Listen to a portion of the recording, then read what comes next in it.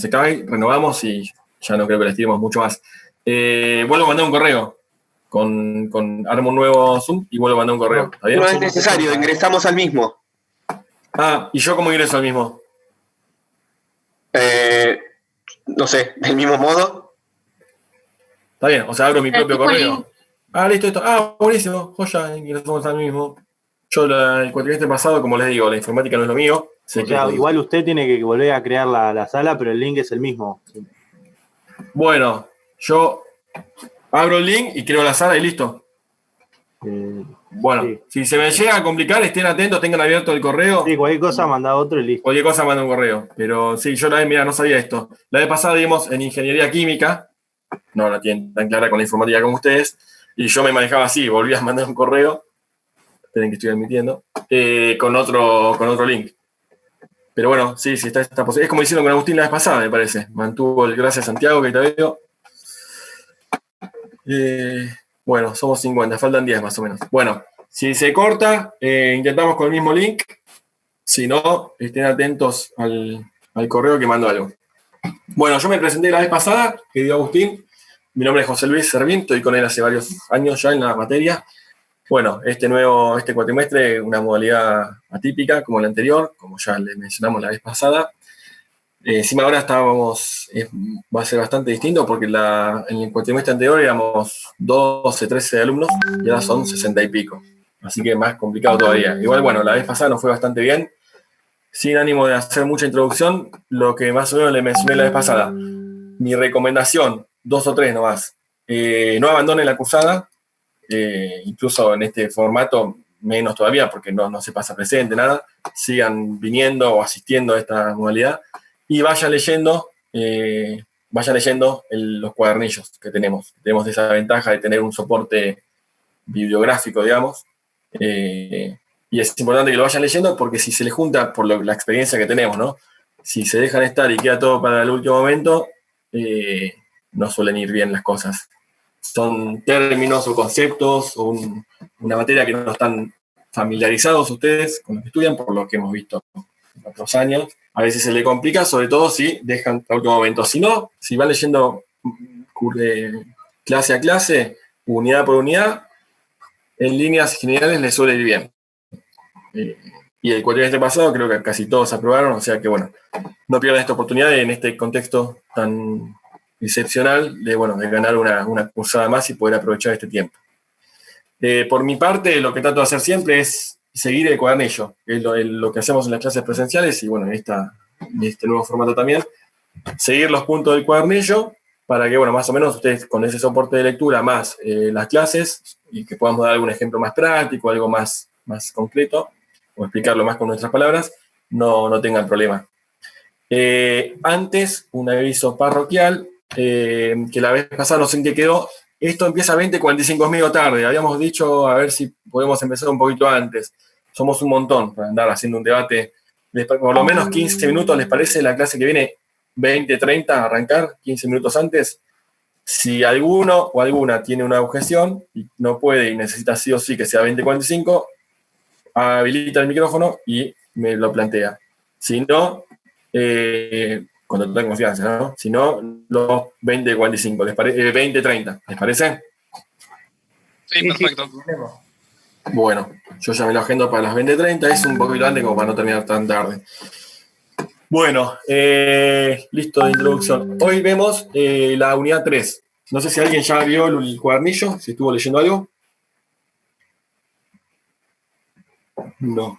Acá me dicen el problema. Yo voy con delay, veo el chat por momentos veo las caras. Bueno, me cuesta. Bastante que ahora pude armar la reunión bien, antes me costaba más todavía.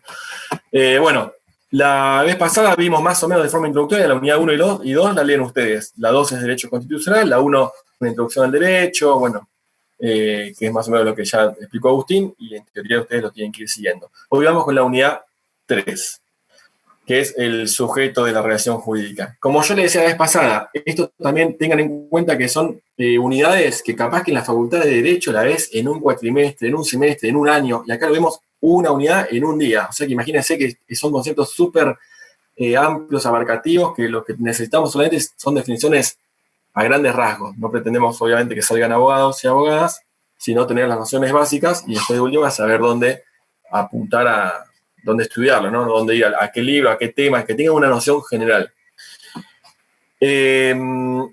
La unidad 1, bueno, a modo de introducción pequeña, vimos que el concepto de derecho puede ser estudiado desde dos puntos de vista, desde un punto de vista objetivo y desde un punto de vista subjetivo. De un punto de vista objetivo, como un conjunto de normas, en sentido amplio, normas jurídicas, y se divide en derecho internacional, derecho interno, derecho privado, derecho público, comercial, civil, derechos reales, bueno, etcétera. Y de un punto de vista subjetivo, derecho subjetivo, que significa, porque aquí apuntamos, con la prerrogativa, la facultad, ese poder que le da la norma jurídica, que es el derecho objetivo, a una persona para exigirle a otra persona el cumplimiento de un deber. Entonces yo siempre digo cuando doy las clases en presenciales que son dos caras de una misma moneda, ¿no? Esos son los efectos prácticos de estudiarlo, decimos derecho objetivo y subjetivo, pero el derecho es uno. Bueno, decimos derecho objetivo como un conjunto de normas y el derecho subjetivo como la facultad, la prerrogativa que le da la norma jurídica, por eso digo que son dos caras de una misma moneda, esperen que admito a una persona más, para que tiene una persona para exigirle a otra el cumplimiento de un deber, ¿está bien? Y después está el concepto, la unidad 1 de la relación jurídica, que es el vínculo existente entre el titular de un derecho subjetivo y el titular de un deber que debe adecuarse a una conducta jurídica, a una prestación.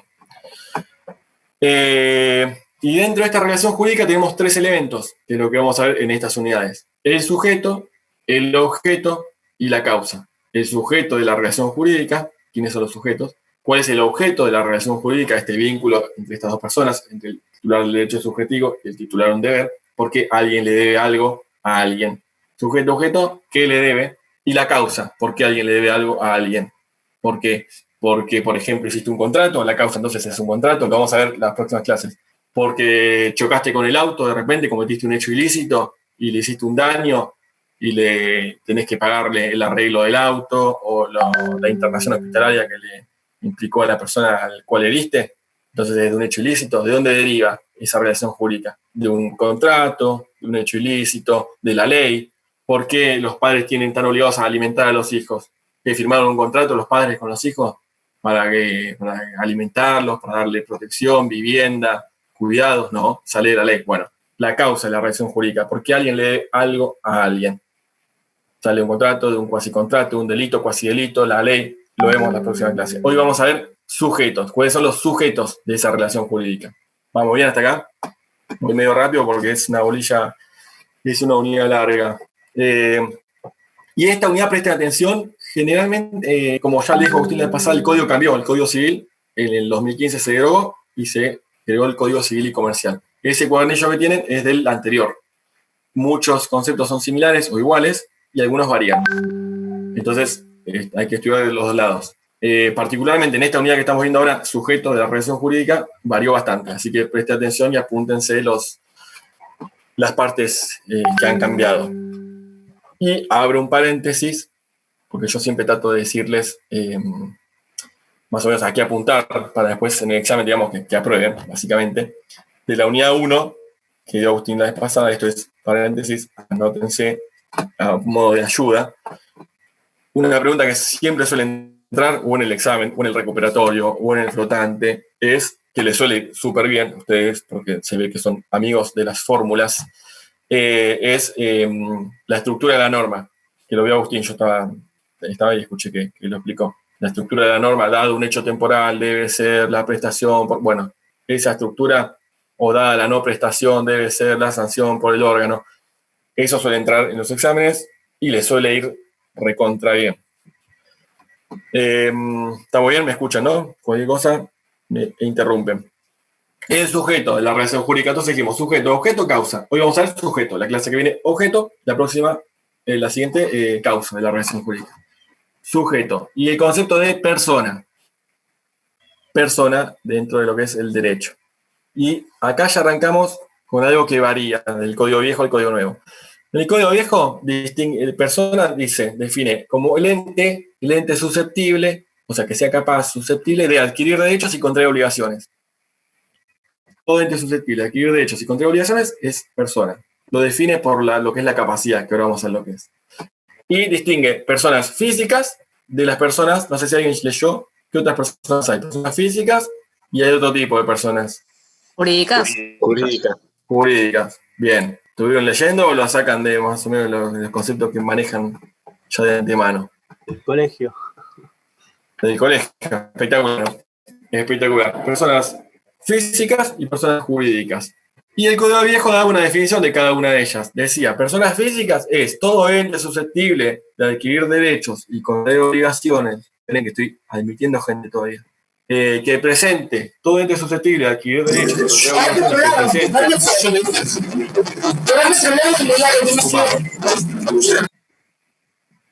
Algo pasó ahí, ¿eh? Todos escucharon. A ver, ahí estamos. Sí, Alguien dejó el micrófono abierto. Bien. Bueno, personas físicas. Todo ¿cómo lo definía el Código Viejo? Todo ente susceptible de adquirir derechos y contraer obligaciones que presentare signos característicos de humanidad sin distinción de cualidades o accidentes es una persona de existencia física. El Código del Viejo era del siglo XIX, de 1800 y pico. Fíjense que definía a la persona física como aquella que presente signos característicos de humanidad, sin distinciones de cualidades o accidentes. O sea, cualquier imperfección, bueno, también es persona física. Es un código, es una definición que quedó vieja, obviamente. Y persona jurídica también daba una definición muy mala, porque la definía por descarte. Decía, todo ente susceptible de adquirir derechos y contraer obligaciones que no sea una persona física, es jurídica, es una persona jurídica. O sea, por descarte. No da una definición de lo que es la persona jurídica. Hoy por hoy, no lo tiene el cuadernillo porque es con el nuevo código, cambia esto y se define. La persona física se le dice persona humana, no ya física, persona humana. Y ni siquiera el código da una definición de persona humana, porque dice persona humana ya es persona, no hace falta ni definirlo, es persona por el hecho de ser persona humana. Chao, ya todos saben lo que es una persona humana, ¿está bien? Ni se enrosca, ni lo define. Y de persona jurídica sí da una definición ya no por descarte, sino que ya da una definición concreta con los elementos tipificantes de lo que es una persona jurídica, que dice todo el ente susceptible de adquirir derechos y contraer obligaciones. Para él es una persona que es a través de una ficción jurídica, porque no deja de ser una ficción jurídica, el ordenamiento jurídico le otorga la posibilidad de adquirir derechos, contraer obligaciones, de ser titular de relaciones jurídicas para el cumplimiento de su objeto y los fines de su creación. En este sentido, de para el cumplimiento de su objeto y para los fines de su creación. Una persona jurídica, no sé, supongamos una sociedad, ahora vamos a ver la cantidad de personas jurídicas que hay, no es para cualquier cosa, es para lo que se creó en la sociedad, para, no sé, para comerciar aires acondicionados, para el cumplimiento de su objeto y para los fines de su creación. A través de esas características se le da esa personalidad jurídica. Entonces, personas físicas, en este caso con el nuevo código, personas humanas y personas jurídicas. ¿Está bien? Ahora vamos a ver qué es cada una. Vamos con personas humanas, según la terminología del nuevo código. Tienen marcado, más o menos seguimos los lineamientos del cuadernillo, que dice comienzo de su existencia, cuando comienza la persona, fin de su existencia y los atributos. Esos tres puntos vamos a estudiar seguidamente y lo voy a seguir más o menos como está acá. Comienzo de su existencia. ¿Cuándo comienza la persona humana? ¿Alguno leyó o sabe desde cuándo se es persona? ¿Cómo está por nacer? Franco Morel. ¿No? Desde la concepción. Cuando se está por nacer, desde la concepción. Y acá también hay otra diferencia con el código anterior. El código anterior decía, se es persona por nacer es aquella que, no habiendo nacido, está concebida en el seno materno. Hoy es casi igual, entonces totalmente diferente, porque dice, es persona por nacer toda persona que no habiendo nacido está concebida, ya no en el seno materno, desde la concepción se es persona, pero se eliminó la palabra del seno materno, con todo lo que eso conlleva, ¿no? Una tecnología en estas cuestiones de bio algo, de fecundación in vitro, o todas estas cuestiones de gestación atípicas, por así decirlo. Entonces, hoy por hoy es desde la concepción. ¿Y qué implica esto? Si vos sos persona desde la concepción, que tenés derechos, obligaciones no vas a tener, pero tenés derechos, que sos un ente susceptible de adquirir derechos, ¿no? ¿Qué derechos podés adquirir? ¿A quién se le ocurre qué derechos puede adquirir una persona concebida ya. Propiedad privada. Propiedad privada, ¿qué? ¿A través de qué, por ejemplo? Puede recibir una propiedad privada, porque Heredar, supongamos ¿no? un inmueble. ¿Cómo? ¿Quién dijo? Herencia. Una Derecho a la herencia. vida. Bueno, pero estamos en el ámbito de lo patrimonial también. Una herencia, no sé quién mencionó ahí. Una herencia o una donación. Puede ser destinatario de una herencia o de una donación. Puede adquirir ese derecho. Ahora, el código dice algo, lo decía antes y lo dice ahora también. Y hay que prestar atención a esto. Siempre y cuando esa persona nazca con vida. Si nace sin vida, se considera como que nunca existió. Es lo que se llama una condición resolutoria. Vamos a ir tirando conceptos que después los vamos a ir repitiendo a lo largo de toda la materia, porque son conceptos típicos del derecho que sirven para muchos ámbitos jurídicos. La condición, en el concepto jurídico de condición, es la adquisición o la pérdida de un derecho porque se produce un acontecimiento futuro incierto. La condición es la pérdida o la adquisición de un derecho porque se produce un acontecimiento futuro incierto. Y tenemos condiciones suspensivas o resolutivas. La suspensiva deja en suspenso el derecho a que se produzca ese acontecimiento futuro incierto. Por ejemplo, ahí te tengo Santiago Díaz. Viene tu familia y te dice, mira, Santiago, recibite y si te recibís, te damos el auto. Deja en suspenso el derecho. Se tiene que cumplir la condición futura e incierta, que vos te puedes recibir o no, y si se cumple esa condición, te nace el derecho.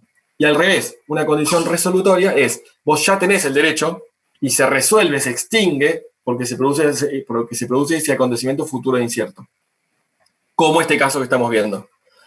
La muerte, en este caso, es un acontecimiento futuro e incierto que extingue ese derecho del cual era titular esta persona por nacer. ¿Me explico? Entonces, la persona tiene que nacer con vida. Si no nace sin vida, se considera como que nunca existió.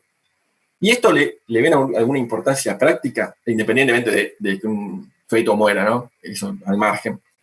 Pero económicamente, patrimonialmente, tiene muchísima relevancia. No sé si alguno se imagina o estuvo leyendo algo ya.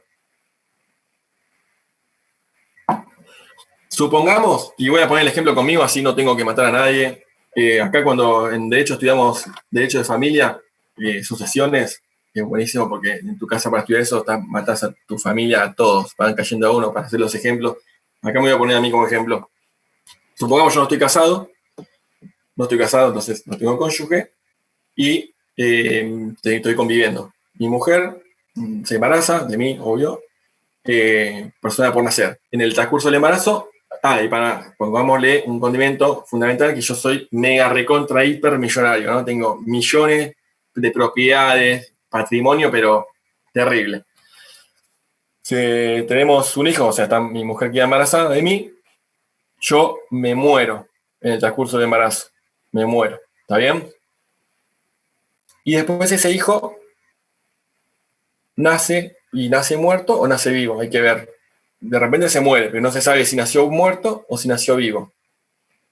¿Cambia algo eso en todo lo que es el patrimonio que yo tenía? Sí, tu sucesión. ¿Para Cambia quién mucho. van? ¿Se va a vivir Para- en 3 o en 2 dependiendo de si muere o no? No, sí, más que en 3 o en 2, María Laura, bien. Cambia la sucesión, cambia el orden de la sucesión. En este caso yo lo hice muy simple para que se vea bien gráfico. Si el hijo ese nace vivo, pero muere a los 2 minutos, pero se comprueba que nació vivo, yo me morí antes, como esa persona era una persona por nacer, desde la concepción tiene derechos, mi patrimonio le va a mi hijo, ¿correcto? Mi hijo, mi heredero. Ese hijo muere a los 2 minutos, entonces, ¿quién hereda a ese hijo? La madre. ¿Está bien? La madre. Entonces, mi mujer se queda con toda esa fortuna.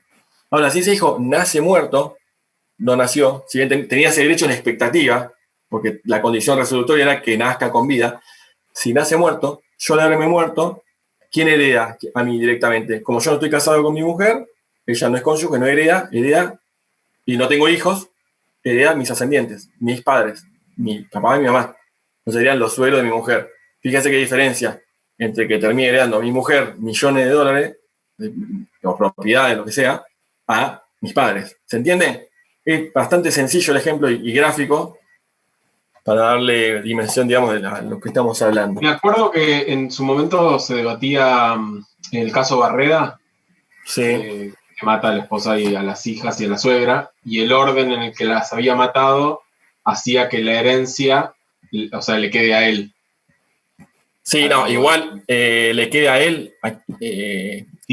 Si no lo declaraban culpable. me imagino. Claro, no, ni hablar, sí, porque esa es una causa de indignidad. Vos no lo vamos a ver en esta cursada. Creo que fue una de las, digamos, de los argumentos que se usaron para decir que fue premeditado.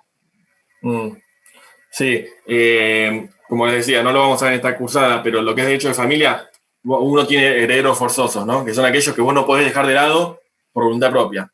La ley de orden público, vos, tus hijos, ascendientes, descendientes y cónyuges son herederos forzosos. En este país, con nuestra idiosincrasia, en nuestro Estado de Derecho. En otros países, en los Estados Unidos, si querés, le puedes donar todo o testar todo por testamento al vecino o al kiosquero o a tu gato, incluso o a tu mascota. Bueno, allá ellos. Acá está la herencia forzosa, porque protege precisamente las familias. Ahora, vos no podés dejar de lado eso. Ahora, hay causas de que te desheredan. Si vos intentás matar con un intento de homicidio a tu ascendiente o lo que fuere, bueno, vos no vas a heredar. Hay unas causas muy puntuales. Esta es una. Entonces, no creo que, como decías vos, si se comprueba que fue él, no va a heredar a su familia. ¿Está bien? Pero si no, sí. Si no, es re así. El derecho de familia, en base a quién muere primero, quién muere después. Fíjense con el ejemplo que yo dije recién. Bueno, así, con un montón de cosas, cómo varía, cómo le va a uno, le va a otro, en base a quién muere primero. Por eso hay un instituto, que lo vamos a ver muy por arriba, no está ni en el cuadernillo, pero bueno, ya que sale el tema, lo comento. No me quiero mucho por las ramas porque, bueno, se nos va el tiempo. Que es la teoría de la conmoriencia. No está en el cuadernillo. La teoría de la conmoriencia. ¿Qué dice? El nombre es difícil, pero es sencillo. Que ante un siniestro, cuando a través de un siniestro mueren muchas personas que se veían entre sí, una familia, por ejemplo, si no se puede determinar quién murió primero y quién murió después, se considera que murieron todos en el mismo momento, en el mismo instante. Entonces, de manera que nadie hereda a nadie y se evita todo este embrollo. ¿Se entiende? A menos que se demuestre. Esto cuando yo me acuerdo, cuando lo estudiaba en la facultad, nosotros venimos del derecho romano, en la base de nuestro derecho. Los romanos decían, había distintas teorías respecto a esto. Decían, no, ante eso y ante un siniestro así, los hombres sobreviven a las mujeres. Entonces muere primero la mujer por sobre el hombre, porque es más fuerte. O los adultos por sobre los niños, pero también por sobre los ancianos. Depende, digamos, de la característica física, hombre, mujer, o más anciano, menos anciano. Decía que este sobrevive a este y a este. Bueno, eran todas teorías. A hoy por hoy, la solución es mucho más sencilla. En un siniestro en común, cuando muere mucha gente, se heredan entre ellos, se considera, salvo prueba en contrario, que bueno, si surge una prueba en contrario, está bien, que todos murieron en el mismo momento. Entonces, nadie se hereda entre sí y se evita todo este piol. ¿Se entiende? Bueno, comienza su existencia, entonces, personas por nacer, ya dije la condición resolutoria. Después tienen la duración del embarazo y de lo que es la época de la concepción.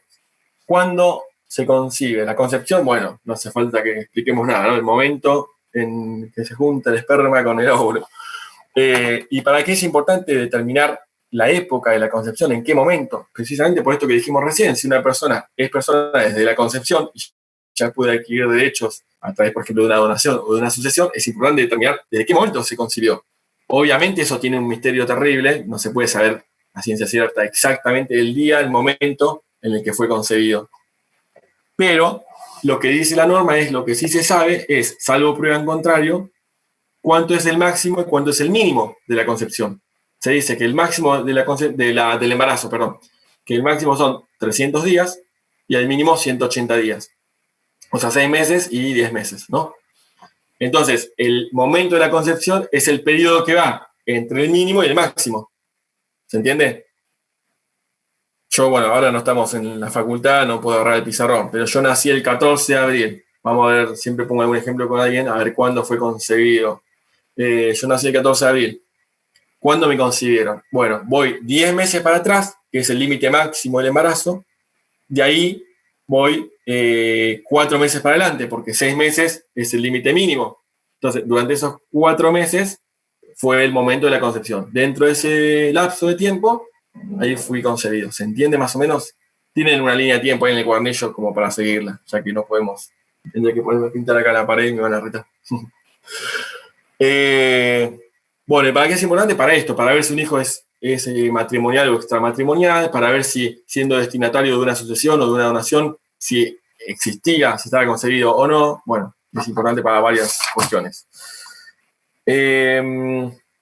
Bueno, después tiene ahí un parrafito de lo que es la viabilidad.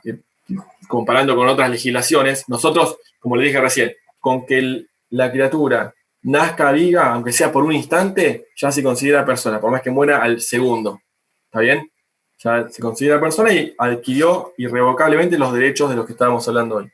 Hay otras legislaciones que, comparadas de otros países, que exigen la viabilidad, es decir, que la persona pueda sobrevivir por lo menos 24 horas o sobrevivir más tiempo. Bueno, en nuestro caso no, con solamente un segundo con que la criatura respire y se compruebe que respiró, o sea, que vivió, ya es persona, aunque muera a los 2 segundos. ¿Estamos? Después. Perdón, Sí, una consulta. sí. Ahí ya me perdí. ¿No era que es persona humana desde la concepción? Sí. Entonces, ¿cuál era la diferencia si nacía viva o no? Está bien, capaz que me expresé mal yo. Persona No. desde la concepción. La diferencia está en los derechos que adquiere. Puede ser titular de derecho, por ejemplo, de una donación o una sucesión, ser destinatario de una sucesión o de una donación. Siempre que haya nacido. Siempre y cuando haya nacido con vida. Si nació Bien. con vida, por más que diga Sí, un minuto, chao. Nació con vida con Y- todo lo que eso conlleva, por ejemplo, en el ejemplo de la sucesión que recién veíamos, ¿no? Ahora, si nació sin vida, nunca existió. Perfecto. Entonces, ahí es donde yo me perdí. No es que desde el momento de la concepción ya tiene derechos. Los tiene a partir de que nace. No, tiene derechos de la concepción, pero con una condición resolutoria, como dijimos hoy. Si se cumple ese acontecimiento futuro e incierto, que es un nacimiento sin vida, muerte, Sí, sí. se retrotrae, sí. se retrotrae y es como si hubiese existido, o sea, como si Ya te- hubiese tenido derecho. Sí, ya te entendí. O sea, Queda condicionado claro, tiene los derechos condicionados a que nazca con vida, hasta que nace. Si nace, los tuvo desde la concepción. tal cual. Y nace vivo. Tal Si cual. nace muertos, es como que ni siquiera se concibió. Tal No cual. existe. Perfecto. Para el ya. derecho, ¿no? Estamos hablando Sí, para el derecho, para el derecho. y Siempre para para el derecho. sí, para estos ejemplos concretos, por ejemplo, para ser destinatario de una sucesión o de una donación, tal cual lo que dijiste último. Así es. Perfecto. En otras legislaciones te dicen, no, que viva por lo menos 24 horas. Bueno, entonces ahí queda medio suspenso. Otros te dicen, no, que tenga viabilidad. Bueno, en nuestra legislación es muy concreta, con que nazca, con que respire. Es más, el peritaje, es medio feo decirlo, pero bueno, el peritaje para ver si nació con vida o no es los pulmones. Si los pulmones, por ejemplo, haciendo una autopsia o lo que fuere, flota, es que se llenó de aire, que respiró. Si no, es que nunca respiró, nunca vivió. ¿Entiendes? Solo el que haya respirado y si nace acéfalo. Bueno, ya son canos, la verdad no sé. No. Pregunto, Sí, no, está bien. ¿cuál es la condición No de que sé. nazca vivo, que respire, que haya respirado? Será así, está en el cuadernillo, los libros, lo que yo recuerdo que veía en la facultad. Será una cuestión médica, digamos, que te digan los Ok. médicos, si nació con vida, nació sin vida, eso escapa, me parece, de lo jurídico. Ok, No sé, la verdad. Sé que esa es una de las pruebas del tema de los pulmones, pero bueno, si se comprueba medicinalmente que aún sin respirar, no sé. No sé. Está bien. Será materia medicinal. Bueno, la viabilidad. Bueno, fin de su existencia. ¿Cuándo termina? No sé, ¿en algún momento dice esto cuánto tiempo vamos? No. Bueno. Apareció el cartel de que nos agregaban 40 minutos. Ah, sí, No, ya apareció. Ya apareció un cartel de que decía que es ilimitada esta sesión. Sí, eso. ¿Por qué la primera? Creo, bueno, mejor. Bueno, fin de la existencia. ¿Cuándo termina la existencia de la persona humana? Por la muerte natural, le dice Cornello y hoy también se mantiene. Muerte natural, no lo entiendan como en el término biológico del concepto de natural de murió de viejito de 95 años en su camita, tranquilo. Puede ser una muerte violenta, no sé, te puedes caer del 15º piso, que se considera muerte natural. La palabra natural es como contracara a la muerte civil, que era un concepto que se usaba antes, que ya está desterrado en nuestro ordenamiento jurídico, que ¿qué significaba? La muerte civil era a una persona viva asimilarle los efectos de una persona muerta. Por ejemplo, a los lo consideraba una persona viva como si estuviese muerta. Eso era la muerte civil. ¿Y a quién se le aplicaba? A los esclavos, a los deportados, a los penados, a los condenados penalmente, a los desterrados, a los religiosos profesos que se metían en los claustros de clausura y no salían nunca más. Bueno, se los consideraba como muertos. Eso, la muerte civil, ya está desterrada en nuestro ordenamiento jurídico y queda solamente la muerte natural, ¿no? Pero en la práctica, ¿de qué servía eso? ¿Qué efecto tiene? ¿Qué efecto tiene la muerte civil? Sí.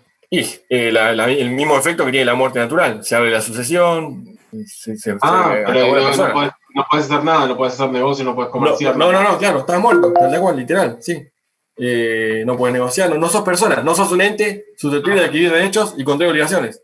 Eso estamos hablando de la historia, ¿no? De la antigüedad. Sí, Hoy no está. Solamente la muerte es la que referimos la muerte natural.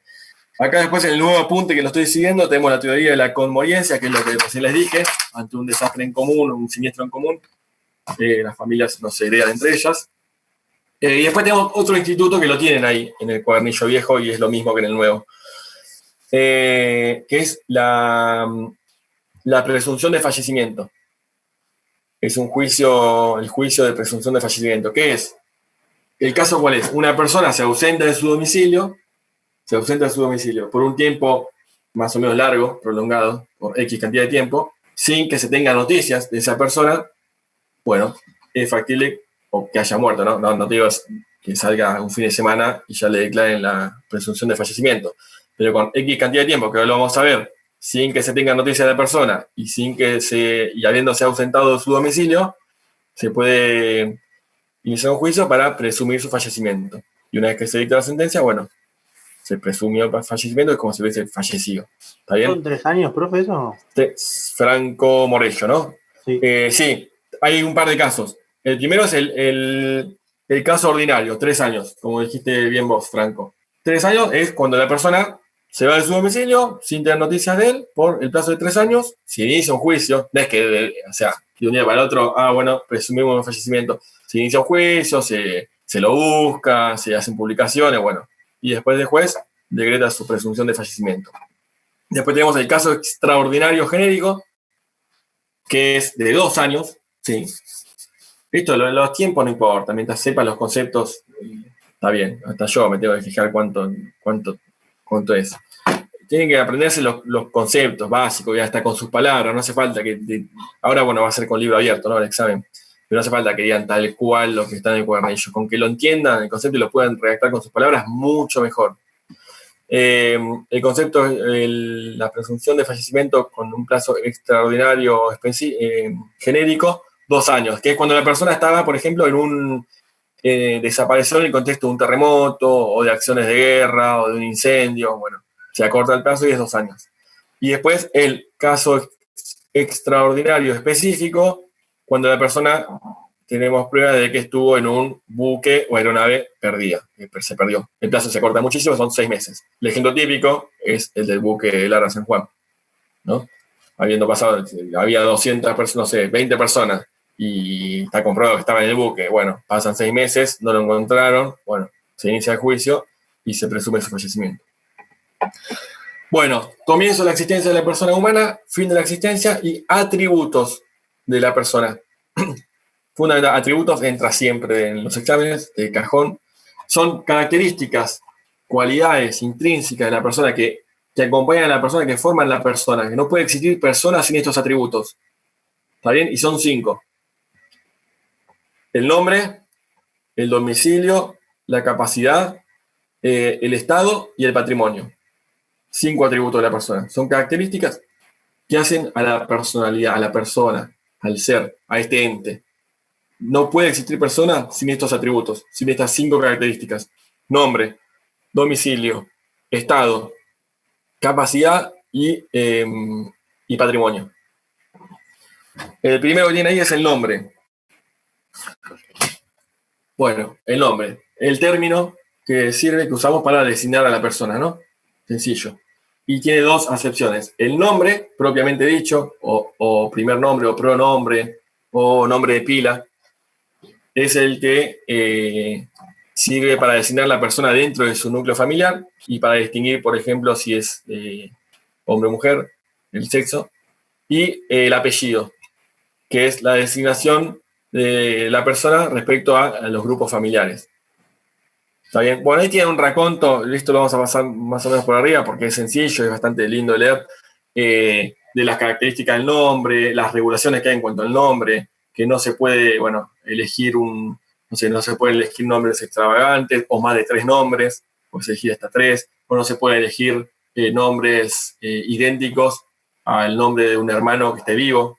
No sé, yo me llamo José Luis, no puedo tener un hermano que se llame José Luis también, vivo por lo menos. Y el apellido lo mismo. Una diferencia entre el nuevo código y el viejo que tienen ahí en ese cuadernillo es el apellido, el hijo lleva el apellido de hoy por hoy, o de la madre, o del padre, o de ambos, en el orden que quieran, hoy por hoy. Antes decía ahí que llevaba el del padre sí o sí, y se le podía agregar el de la madre. Bueno, hoy puede llevar solamente el de la madre, o el del padre, o los dos juntos, alternados como quiera, pero una vez que lleva la composición del apellido del primer hijo, el resto de los hijos tienen que mantener esa composición. Bueno, tiene un raconto ahí, eso lo pueden ir leyendo para que no dilatar mucho la clase. ¿Alguna pregunta hasta acá? Bueno. No. Después tiene el sobrenombre. El sobrenombre, que es la designación que le dan a la persona en su grupo de confianza familiar, no tiene mucha relevancia para el ámbito jurídico. Por ejemplo, no sé, Pocho, a este le dicen Pocho. Bueno, no tiene relevancia, salvo que, por ejemplo, a través, no sé, de un testamento se haya designado a Pocho como el heredero de tal o cual inmueble, y bueno, que esa designación sea indubitada, que no haya dudas de que Pocho era Santiago Díaz, vos eras Pocho. Entonces, bueno, si se comprueba eso, ahí puede tener recién algún efecto jurídico. Si no, el sobrenombre no tiene efectos jurídicos más que la practicidad de llamar a una persona dentro de su familia un apodo. Y después tenemos el seudónimo, que el seudónimo sí es importante. El nombre es nombre falso, digamos. Es el nombre que elige la persona para desarrollar determinada actividad. Los famosos, el ejemplo típico, no sé, Moria Kazán no se llama Moria Kazán, no sé cómo corno se llama, pero no se llama Moria Kazán, ¿no? O Susana Jiménez, bueno, son todos nombres falsos. El seudónimo, notorio y registrado seguramente, bueno, y de público y de notoriedad pública, goza de la misma tutela que el nombre. O sea, que ahí la persona que firma y que actúa, que crea relaciones jurídicas con ese seudónimo, es como si fuese su nombre. ¿Está bien? Que produce los mismos efectos que el nombre común, digamos, por así llamarlo. Eso respecto al nombre. Respecto después al otro segundo atributo, el estado de las personas. Y el estado es un atributo propio de las personas físicas o humanas, hoy por hoy, ¿no? Físicos en el anterior código se le decía, humanas en el código nuevo. No de las personas jurídicas. Ahora vamos a ver por qué. Entonces, las personas jurídicas tienen 4 atributos, tienen patrimonio, domicilio, nombre y capacidad, no tienen estado. El estado es propio, esta es una pregunta típica de examen también de multiple choice, es propio de las personas humanas. ¿Y qué es el estado? Ahí tiene la definición. De un lado, desde un punto de vista vulgar, la noción del concepto de estado, y de un punto de vista técnico. Desde un punto de vista vulgar, se le dice estado a la manera de estar de la persona, estar. Por ejemplo, estado de embriaguez, estado de ebriedad. No solamente de la persona, sino de la cosa, estado de la cosa vendida. Vendiste un inmueble, ¿en qué estado está? ¿Cómo está? O estado del patrimonio, estado de insolvencia. El patrimonio está insolvente, no tiene patrimonio. Un modo de estar de la persona o de la cosa. En cambio, desde un punto de vista técnico, el estado se refiere al modo de ser de la persona, ya no de la cosa, sino de una persona, de ser. ¿Cómo es esa persona? Y tenemos estado civil, estado profesional, estado político. El que nos interesa acá como atributo de la persona es el estado civil. El modo de ser de la persona dentro de su familia. ¿Cómo es? Y es sencillo. ¿Quién es? Padre, hijo, cónyuge, divorciado, viudo. ¿Se entiende? Ese es el estado civil. Soltero, casado, primeras nupcias, segundas nupcias. ¿Está bien? El modo de ser de la persona dentro de su círculo familiar. El estado, por ejemplo, político es el modo de ser de la persona, cómo es dentro de lo que es el estado, la ciudadanía. Se distingue, por ejemplo, entre ciudadanos y extranjeros, los que tienen derecho a votar o no. Bueno, acá nos interesa el estado civil, dentro de las familias. Por eso es propio de las personas humanas y no de las personas jurídicas, ¿no? ¿Qué empresa está casada con quién? Por más que en la práctica algunas estén casadas con otra. Propio de las personas humanas físicas. Seguimos con, vimos el nombre, estado civil, que es el estado, nos referimos al estado civil. Domicilio, el domicilio. ¿Venimos bien hasta acá? Sí. Bueno, obviamente no hacemos recreo, le pidamos el correo y bueno, no vamos a hacer un recreo virtual. El domicilio, otro atributo de la persona fundamental, es el asiento jurídico de la persona. El asiento jurídico de la persona. Y para qué es muy importante el domicilio, yo siempre digo, para operativizar el derecho, para ponerlo en funcionamiento, para darle dinamismo y para volverlo concreto. ¿De qué sirve? Yo, no sé, choqué en la calle, me chocaron, me pasaron en rojo, yo venía re bien, me chocaron, me hicieron posta el auto, tuve que parar un montón, tengo que demandar a la persona. Yo tengo me asiste el derecho, tengo la razón, el tipo me va a tener que pagar el auto, los días que falta el trabajo, el yeso, todos los gastos hospitalarios, todo. Ahora, yo lo tengo que traer a juicio. ¿Cómo lo traigo a juicio? ¿Cómo lo traigo? Bueno, domicilio es un concepto fundamental, sirve para traer a la gente, para que el derecho fluya, para traer a alguien a juicio, para demandarlo, dónde notificarle la demanda, para abrir, yo me muero, hoy me muero, pero me muero. ¿Dónde se abre la sucesión? ¿Acá en La Plata, en Jujuy, en Chaco o en España? ¿Dónde se abre la sucesión? ¿En qué departamento judicial? Sirve para eso, para ver dónde abrís una sucesión, dónde litigás, para notificar, para que te llamen como perito. Ustedes como informáticos, el día de mañana los llaman para hacer un peritaje. ¿A dónde los llaman? Bueno, domicilio, para que el derecho fluya y se concrete, se operativice.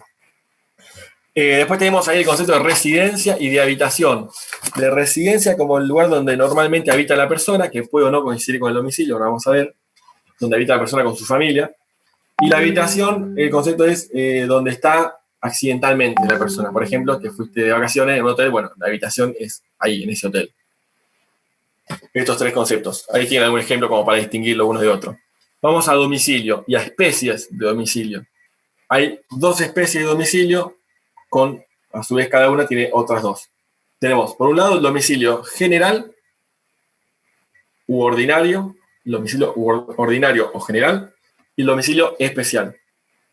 El domicilio general, como lo dice la palabra, es general para todos los efectos jurídicos, para todo el tipo de relaciones jurídicas, derechos, obligaciones, para todo, de manera genérica.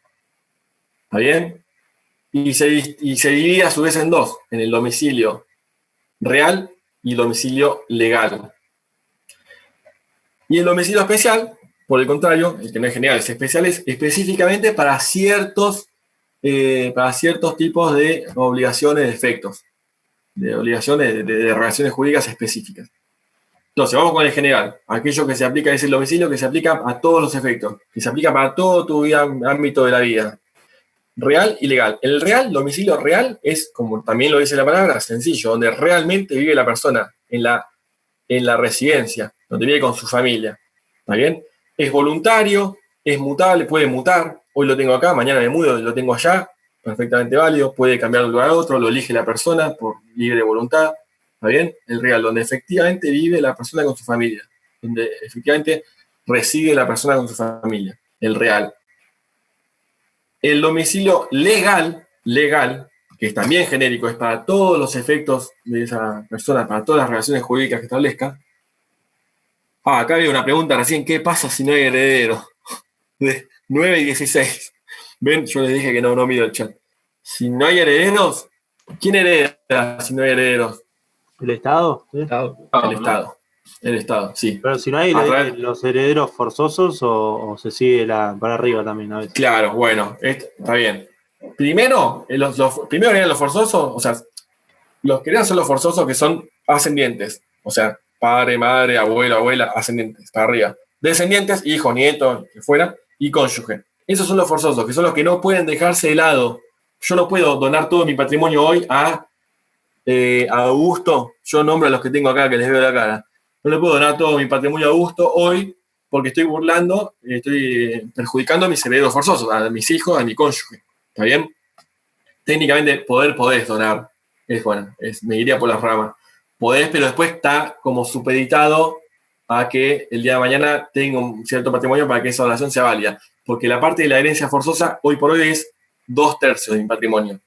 Se amplió un poquito la disponibilidad que hay hoy por hoy de la parte libre de la herencia. Antes era 4/5 de tu patrimonio, era la parte forzosa, que sí o sí iba a los herederos forzosos, y 1/5 vos podías hacer lo que querías. Se la donabas al kiosquero, le hacías un testamento a tu amante, al que sea. ¿Está bien? Hoy por hoy la parte disponible es más, porque es 1/3. Con 1/3 de mi patrimonio hago lo que quiero, con 2/3 sí o sí es forzoso. ¿Se entiende? Pero ese porcentaje, ¿en qué momento se va a ver? Cuando muero. Hoy por hoy yo puedo tener una casa, que es lo único que tengo, entonces si se la doy a gusto, y no, estoy violando la herencia forzosa, pero mañana tengo 100 casas y esa donación es perfectamente válida, porque los herederos forzosos van a tomar 2/3 de mi patrimonio. Y esa casa que yo doné en su momento a gusto era una partecita de ese tercio que yo tenía disponible, ¿se entiende? Lo estoy haciendo muy rápido porque no es objeto de esta clase. Y si no hay herederos forzosos, hay otros herederos que se presentan a la sucesión. Un hermano, por ejemplo, no es un heredero forzoso. Yo no tengo padres, no tengo ascendientes, ni padre, ni abuelo, nada. No tengo hijos, no tengo cónyuge.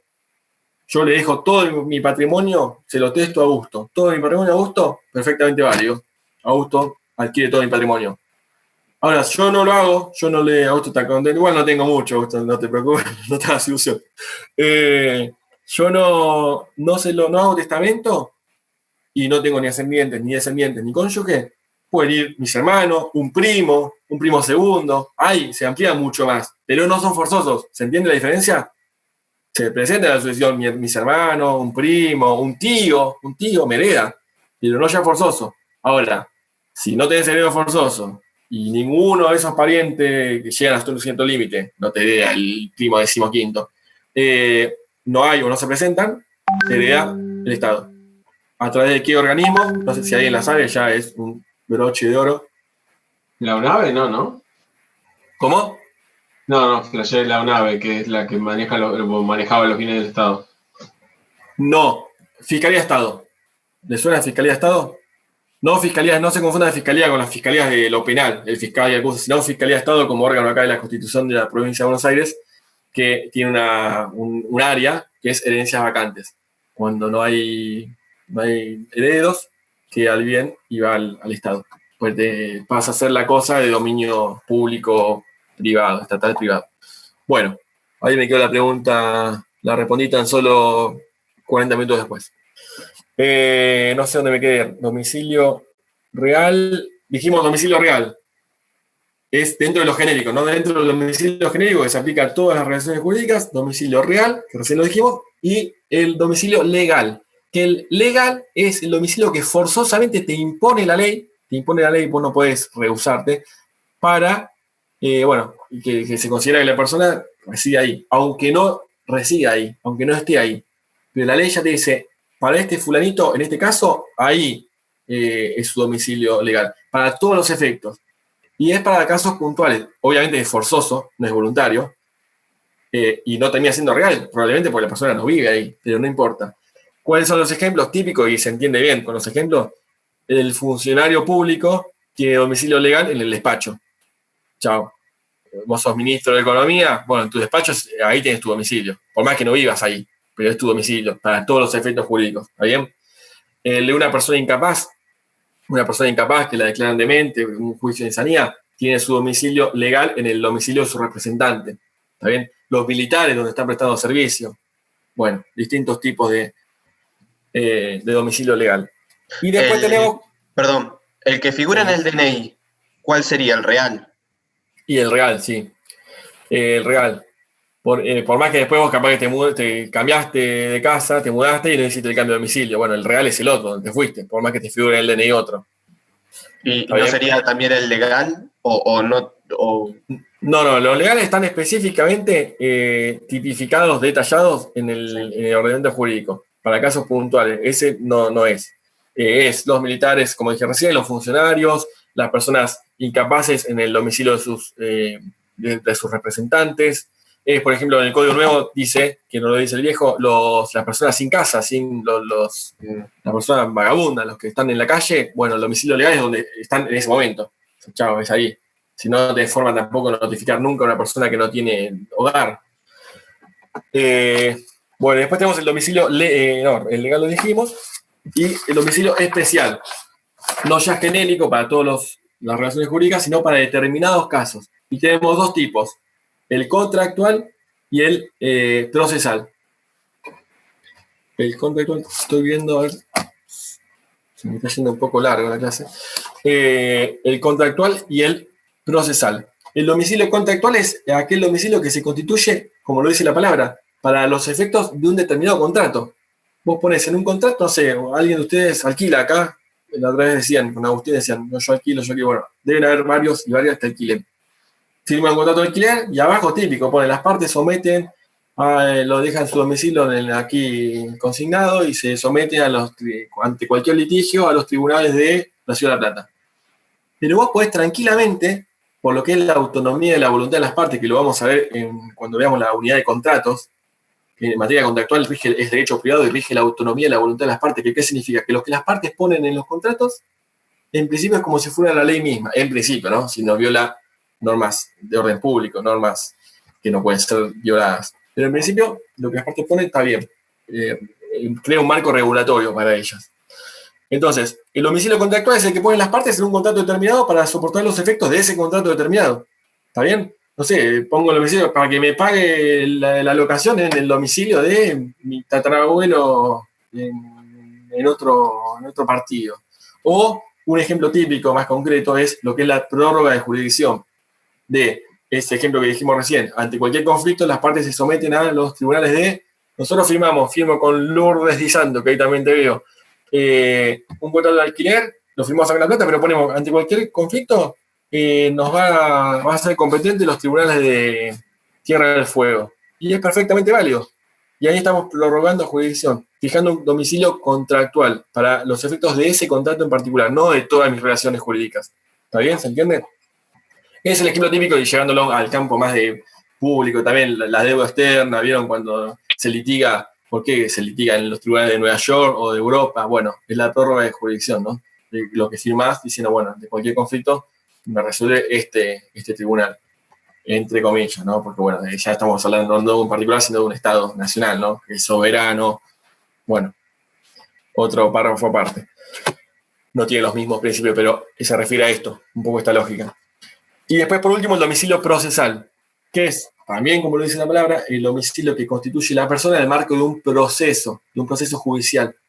Está obligado en un proceso judicial, por ejemplo, me chocaron el auto, inicio un juicio, demando a la persona a su domicilio, le llega la notificación, entablamos la demanda, tengo que constituir un domicilio, dice el Código de Procedimiento Civil y Comercial de la Provincia de Buenos Aires, tengo que constituir un domicilio en ese proceso, en el ámbito del partido donde se litiga, en el partido judicial donde estoy litigando.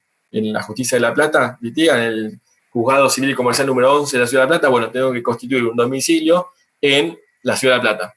¿Está bien? Normalmente la gente lo que hace es poner el domicilio en el domicilio del abogado, el estudio jurídico del abogado que te representa. Es para todos los efectos jurídicos, no para todo de manera general, como en el domicilio legal o real, sino para los efectos jurídicos de ese proceso judicial, para una notificación, para contestar una demanda, para que te llamen a testificar, etc. ¿Está bien? Entonces seguimos. Nombre, estado civil, domicilio. Vamos a capacidad, que es la parte más larguita capaz de los atributos de las personas. Y presta atención acá porque cambió bastante con respecto al código viejo. El código viejo, que como lo tienen ustedes ahí en el cuadernillo, dice, define la capacidad. ¿Qué significa la capacidad? Y es un poco como define a la persona humana, a la persona física. Como la aptitud de adquirir derechos y contraer obligaciones.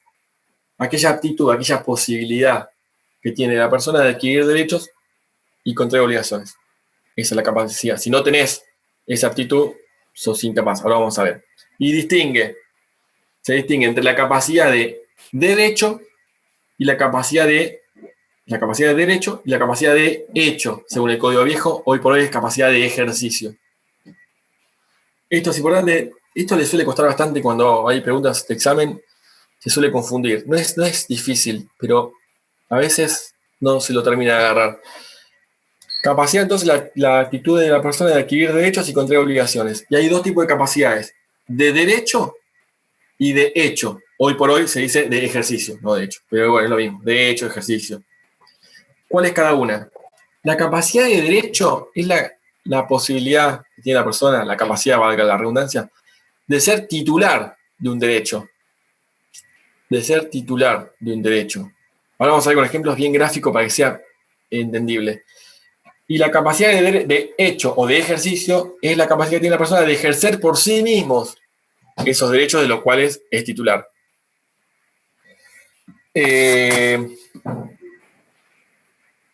Voy a tratar de seguirlo.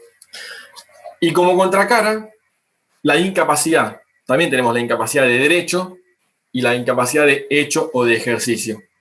La incapacidad de derecho es cuando la persona no tiene esa aptitud de adquirir determinado derecho, que siempre va a ser relativa. No puede ser un incapaz de derecho absoluto, porque, como dijimos hoy, si no serías un muerto civil, y la muerte civil no existe, ¿no? No tendrías posibilidad de tener derechos, no. Un esclavo, un deportado, no. Eso era antes, ya no. Entonces, la incapacidad de derecho siempre va a ser relativa. Hay algunos derechos que una persona en determinadas circunstancias, vamos a ver, no puede tener. No puede ser titular directamente. Y tenemos, por otro lado, también la incapacidad de ejercicio. La persona tiene el derecho, pero no lo puede ejercer por sí misma. Mi hijo tiene derecho a recibir una donación. No sé, viene una persona, viene un abuelo, le quiere donar algo a mi hijo. ¿Tiene derecho? Sí. Puede ser titular ese derecho, pero ¿puede ejercerlo por sí mismo? Pues va él y firma, el más grande tiene 3 años. No, va y bueno. firma la escritura él. No puede. ¿Quién firma? El que lo representa. En este caso yo y mi mujer. ¿Está bien? Capacidad de ejercicio o incapacidad de ejercicio. ¿Se entiende la diferencia? Y la capacidad de derecho, vamos a ver con ejemplos, no me quiero ir mucho, quiero ir siguiendo bien como más o menos está en el cuadernillo. Dijimos que la aptitud que tiene la persona de ser titular y la incapacidad precisamente cuando no tiene esa aptitud. Vamos a ver, y está disperso en el ordenamiento jurídico con antecasos muy puntuales. Por ejemplo, ¿quién no tiene capacidad de derecho en determinado ámbito? Por ejemplo, dice el código, los cónyuges para contratar entre sí. Estoy casado, no le puedo vender una propiedad mía a mi cónyuge. Tenés una incapacidad de derecho, no podés. Tiene fundamentos morales y el sentido común, casi les diría. ¿A ustedes les parece que, a ver, hagamos así? Yo tengo un juicio con Augusto. Una quiebra, supongo una quiebra la empresa, bueno. O una herencia, algo más fácil. No, yo muero, me heredan. Tengo muchas propiedades. Santiago es el juez de la causa, del juicio sucesorio.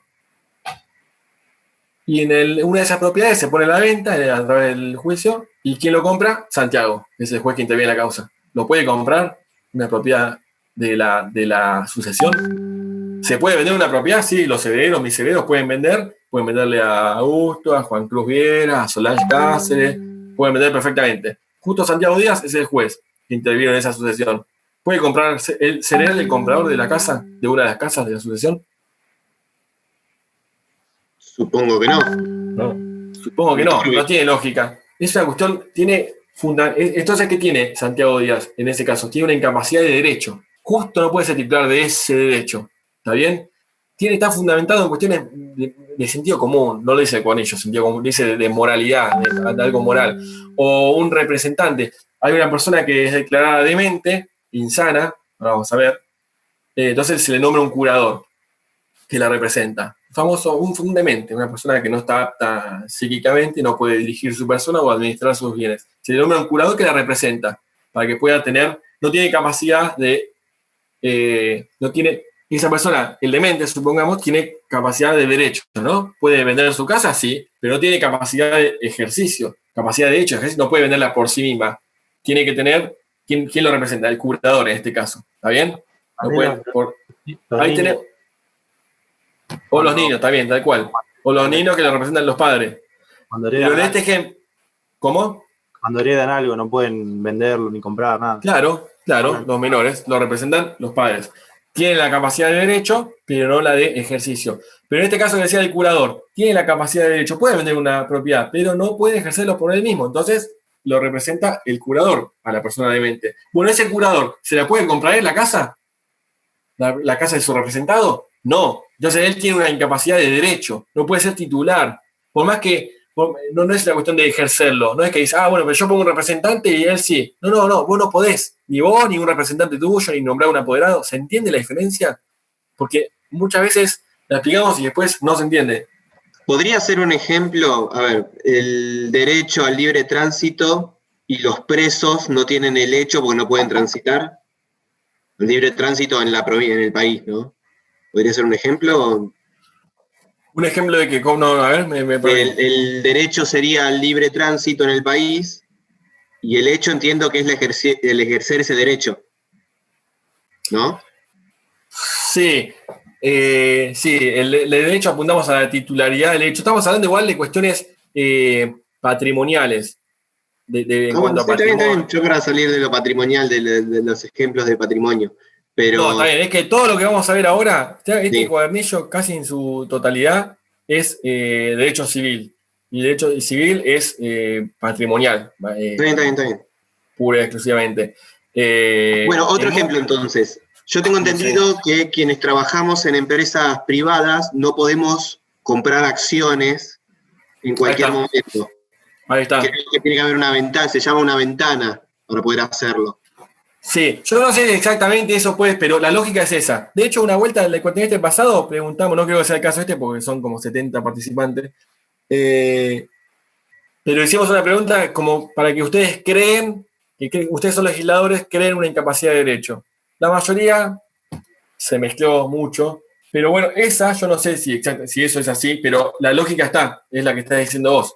Vos no podés comprar esta empresa, estas acciones porque sos partícipe. Bueno, esa es la lógica. Es a determinada persona que no se le permite, por ser precisamente quien es, adquirir ese derecho. ¿Está bien? Bien. Esa es la lógica. Plantearon un par de, no recuerdo ahora, un par de inventos así, que era interesante, que por más que no sean de la realidad, la lógica estaba. ¿Me explico? Es una persona que no puede adquirir ese derecho porque es precisamente esa determinada persona. El ejemplo es los cónyuges entre sí, el juez de la causa, adquirir derechos sobre los bienes sobre los cuales litiga, o un funcionario puede ser público sobre las cosas que están con las cuales se está tratando. ¿Se entiende? Eso, es para casos muy puntuales, no una incapacidad de derecho total, porque serías un muerto civil que no existe. ¿Está bien? Y la incapacidad de ejercicio es la incapacidad que tiene la persona de ejercer por sí mismo esos derechos. Como bien dijo alguien por acá, por ejemplo, un menor de edad, ¿puede vender algo? Sí. ¿Puede recibir por donación? Sí. Pero no puede él firmar. Entonces lo representan, en este caso, los padres, el padre y la madre. ¿Está bien? Una persona declarada incapaz, lo representa su curador. Bueno. Bueno, el código anterior, en el código de Vélez Sarsfield, el que ustedes tienen ahí en el cuadernillo, distinguía la capacidad de ejercicio, digamos, de hecho, entre la incapacidad absoluta y relativa. Hoy decía, la incapacidad absoluta es, cuando se le prohibía todos los derechos, ejercer por sí mismo todos los derechos, por ejemplo, la persona por nacer, los menores impúberes, decía, los sordomudos que no saben darse a entender por escrito, o los dementes. Y la incapacidad de hecho o de ejercicio relativa, que era para los menores mayores, algo así, los menores entre 14 y 18 años. O eso que está en el cuadernillo, hoy por hoy no existe más. El código actual no distingue entre incapacidad de hecho absoluta o relativa. Simplemente nombra lo que son las incapacidades de hecho, o mejor dicho, hoy por hoy, de ejercicio. ¿Y cuáles son? Profe. Sí.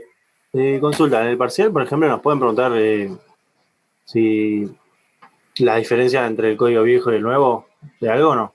Y mirá, hasta los cuatrimestres que damos clases presenciales, sí, porque también la clase es obligatoria. Hoy por hoy no se puede pasar lista, entonces van a ser bastante flexibles los parciales en cuanto a eso. Si ustedes estudian el código, no sé, alguien no pudo venir a esta clase, porque de hecho faltan 10 personas, y no lo vieron, bueno, y ponen lo que dice el apunte, que es lo que tienen la posibilidad que tienen ustedes de estudiar de ahí, está bien. Si fueron a las clases y tienen esa diferenciación, mucho mejor, mucho más completo y tendrán mejor nota, pero no podemos basarnos en eso exactamente para evaluar, ¿se entiende? Sí. Cuando era presencial sí, porque se pasaba lista y ya era responsabilidad de ustedes, venir o no venir. Hoy no se puede pasar lista. Pero igual digo, concretamente, preguntas de la diferencia entre el código nuevo y viejo en algún aspecto o algo. Lo hemos tomado el cuatrimestre pasado, recién tuvimos esta experiencia virtual y no recuerdo que hayamos hecho eso. Pero de forma presencial sí, seguro. Ok. Sí. Bueno, incapacidad de ejercicio en el nuevo Código Civil y Comercial. Tres puntos. Incapaces de ejercicio. Las personas por nacer. Los menores. Ahí dice el Código Nuevo, dice las personas que no tengan la edad y grado de madurez suficiente. Ahora vamos a ver. Y las personas declaradas incapaz por sentencia judicial. Personas por nacer, menores, que el Código Nuevo dice las personas que no tengan la edad ni grado de madurez suficiente, y las personas declaradas incapaces por sentencia judicial. Las personas por nacer, bueno, es lo que vimos hoy, lo representan los padres, listo. Los menores. Cuando antes distinguía el código, que usted lo tiene ahí, de 14 años a 18 y a partir de 18, bueno, hoy por hoy, si es mayor de edad, ¿a qué edad? 18. A los 18. Hubo todo un proceso, un raconto histórico, que ahí lo tiene en el cuadernillo. Antes de la reforma 17.711, el año 68, era mayor de edad a los 22, después se hizo a los 21, después a los 18, bueno, hoy es a los 18. Se es mayor de edad a partir de que uno cumple los 18 años. Y hoy por hoy tiene una novedad del código que a partir de los 13 se considera persona adolescente, con algunas características propias que, bueno, no lo vamos a ver ahora. La novedad que trae el código nuevo, que no lo tiene en el cuadernillo, yo le decía, incapacidades de ejercicio, las personas por nacer, los menores, no dice los menores, dice, yo le llamo menor porque para que quede más claro, pero dice las personas que no cuenten con la edad ni grado de madurez suficiente. Y esto trae, el código nuestro nuevo recepciona legislación internacional, tratados internacionales, que le da al niño la aptitud progresiva de ir adquiriendo esa posibilidad de adquirir derechos y obligaciones y de poder ejercerlos por sí mismo.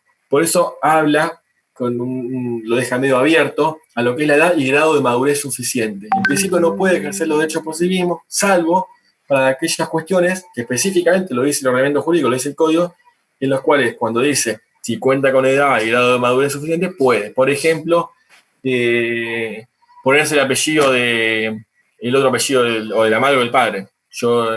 Mi hijo, bueno, justo le pusimos los dos a nuestros hijos, los dos apellidos.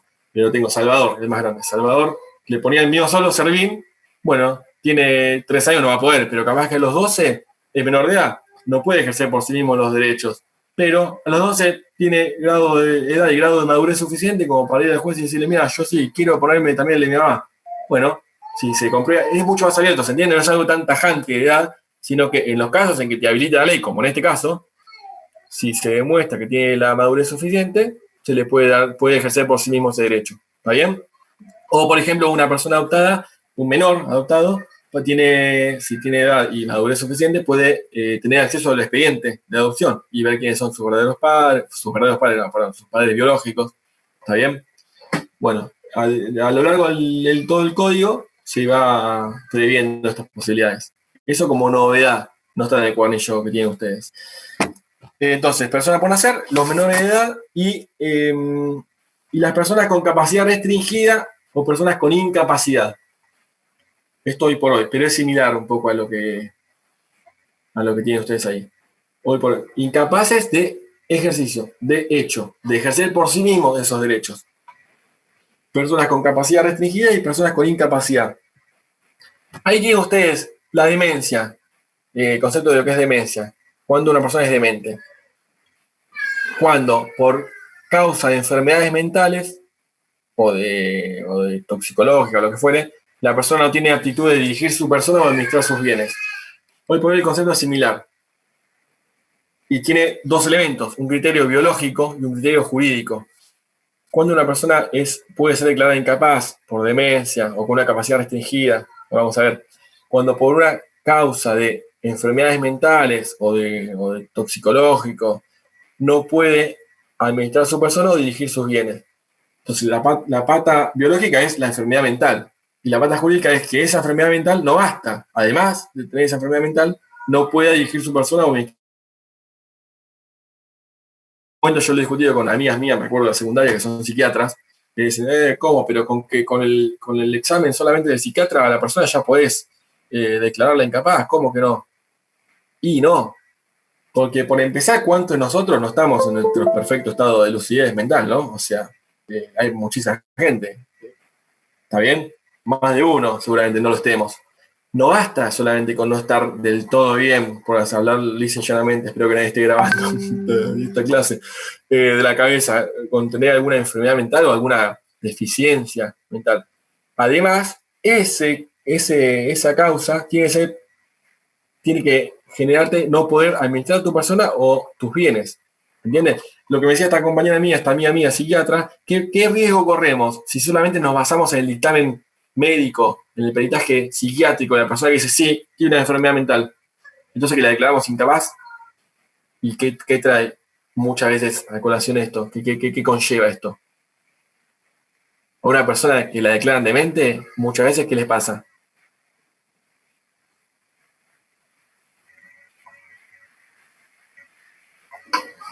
La meten en un neuropsiquiátrico.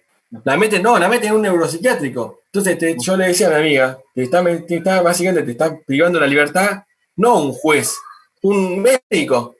¿Me explico? O sea, fíjense la trascendencia que tiene esto. Entonces, no, el código es, tenés que tener la enfermedad mental probada con un perito médico, que es quien sabe la materia, pero además de eso, decide un juez que esa enfermedad mental provoque que la persona no pueda dirigir su persona o administrar sus bienes. ¿Se entiende? Este doble criterio, biológico y jurídico.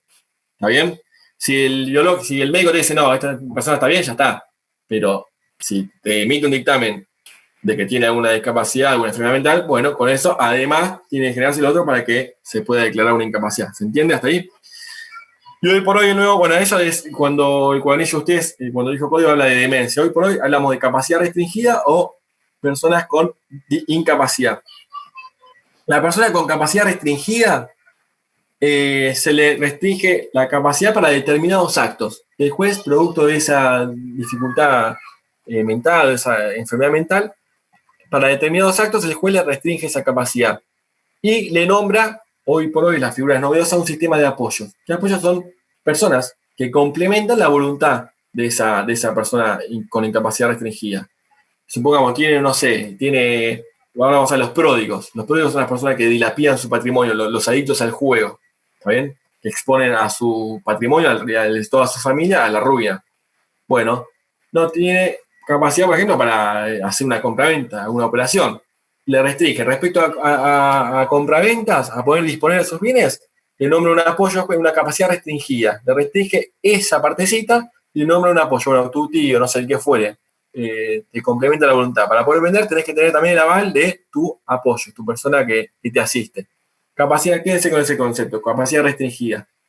Y personas con incapacidad, aquella que directamente es de tal magnitud esa enfermedad mental o ese problema, que no puede, y además el sistema de apoyo resulta insuficiente, o sea, no puedes tener a nadie que te asista para determinadas cuestiones, de tal envergadura ese problema, esa dificultad mental, que directamente se la declara incapaz, que es lo que ustedes tienen ahí, el concepto de demencia. Te declaran demente, te declaran incapaz total, entonces te nombran un curador. Una persona que te asiste en todo tu desarrollo jurídico, en todas tus relaciones jurídicas. ¿Está bien? Imaginémonos por hablar mal y pronto, el loco, la persona demente, que no puede dirigir su persona, administrar sus bienes. Bueno, le nombran un curador y ese curador lo representa en todos sus aspectos, sus relaciones jurídicas patrimoniales. ¿Está bien? Bueno, después tienen ahí lo que es la incapacidad de los condenados penales, que cuando a una persona la condenan penalmente por 3 años o más, bueno, termina entra al régimen de la curatoría también, porque pierde la capacidad de ejercicio. Eso lo leen.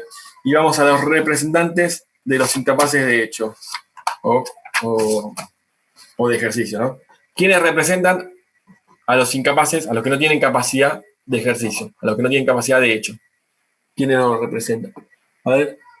Acá estoy leyendo cómo estaba Maradona en su época de rehabilitación. Eso ya no sé ni en qué contexto lo dijeron. Recién ahora lo vi. Claro, también. ¿En qué contexto es este? En el de la. Claro. Puede ser, sí, pobre Diego. Y puede ser, sí. Igual esto no es que automáticamente se declara la incapacidad. Hay que llegar a un juicio. Se lleva a un juicio y el juez decide. ¿Está bien? Representación de los incapaces de hecho o de ejercicio. La regla es que el incapaz de ejercicio actúa o no actúa por sí mismo, sino a través de sus representantes. A diferencia de un incapaz de derecho. La persona que no puede ser titular de ese derecho no puede meter un representante. El juez, yo soy el juez de la causa de una sucesión, me quiero comprar un inmueble, no digo, che, Santiago Díaz, ¿por qué te doy un poder y la compras vos en mi nombre? No, ¿está bien? Ni a través de representante tampoco. ¿Quiénes son los representantes de los incapaces de ejercicio, de hecho? De las personas por nacer, sus padres y su madre, ¿no? Obviamente. De los menores no emancipados, que ahora vamos a hablar de emancipación, sus padre o madre, o en su defecto, si no tiene padre o madre, los tutores. Ahora vamos a ver el instituto. Y las personas con capacidad restringida, los apoyos, como recién dijimos, que tienen la capacidad restringida para determinado acto, el sistema de apoyos, la persona que se designa para que complemente su voluntad, y las personas con incapacidad, el curador que se le designe. Respecto a los menores, ¿quién representa a los menores? Que dijimos los padres, el padre y la madre. Tenemos el concepto de lo que es la responsabilidad parental. ¿Qué es lo que antes se conocía? Esto es un término del nuevo Código Civil y Comercial. Antes se le llamaba, ¿cómo se llamaba? A lo que los padres ejercían sobre los hijos. Patria potestad. La patria potestad. Hoy por hoy, ese concepto no se usa más. Hoy por hoy el concepto es responsabilidad parental. Es lo mismo, Es lo mismo. Lo que conlleva. Pero el concepto es responsabilidad parental. Son los derechos y obligaciones que tienen los padres y las madres respecto a sus hijos e hijas. ¿Está bien? De alimento, de cuidado, de representarlos en lo patrimonial. Después tenemos la tutela. Respecto a los menores, ¿no? Estamos viendo. La tutela también es otra forma de representación de los menores. Y cuando sea, es un instituto que sea cuando no tiene una persona que ejerza su responsabilidad parental. No tiene padre, no tiene madre, se le nombra un tutor. Tiene los mismos efectos, representa al hijo o la hija menor de edad en todo su ámbito, en todas sus relaciones jurídicas, pero siempre y cuando no tenga una persona que lo represente a través de la responsabilidad parental, no tenga ni padre ni madre. Y hay distintas clases de tutela, ahí las pueden leer, pero básicamente tenemos la tutela que se dice testamentaria, la tutela dada por los padres, por ejemplo, un testamento, pone, bueno, en el caso de que nos pase algo, el tutor quiero que sea el tío fulano. Bueno, la dada por los padres, y después tenemos dos tutelas dadas por los jueces. La dativa, que es la que da el juez en caso de que no hayan designado un tutor los padres de antemano, o de que hayan designado un tutor y el tutor no acepta el cargo, o se muere el tutor, o lo que fuere. Y la tutela especial, que es la que da el juez para un caso particular, incluso teniendo padres, pero puede haber un interés confrontado entre el menor y los padres, o entre el menor y el tutor, o una cuestión muy particular que tenga un tecnicismo, que haya que tener un estudio técnico de la materia que requiera un tutor especial para determinado asunto, bueno, una tutela especial. Es el ejemplo de los Simpsons, creo, cuando Homero, Bart se emancipa del padre, que le nombra un tutor, bueno, tenía padre ahí, o con Homero, pero tenía mala relación, se pudrió todo y le nombran un tutor.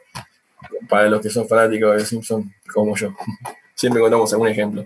Estos tipos de tutela, siempre y cuando, en principio, es cuando no tenemos a alguien que ejerza la responsabilidad parental, salvo este último caso, que cuando hay intereses contrapuestos, se le puede designar un tutor para un determinado caso específico.